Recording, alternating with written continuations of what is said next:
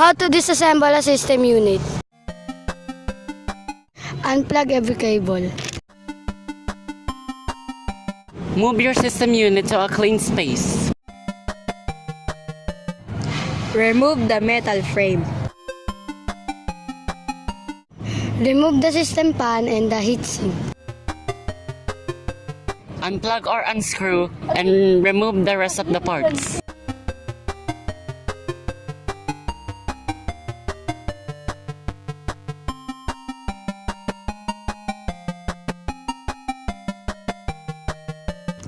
And finally, remove the RAM and then the motherboard. After that, you're done. How to assemble a system unit. Gather all the parts of the system unit. Install the motherboard. Install the optical drive. Install the RAM. Install the system fan and the heatsink. Install the power supply.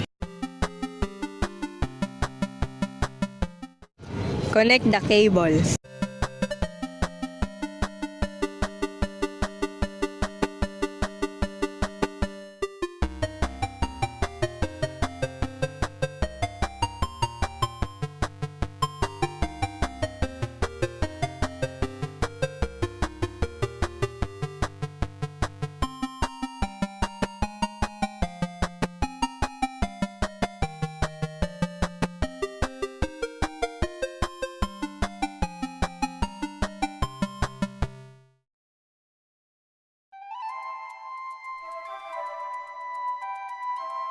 Finally, wrap it up by covering the system unit.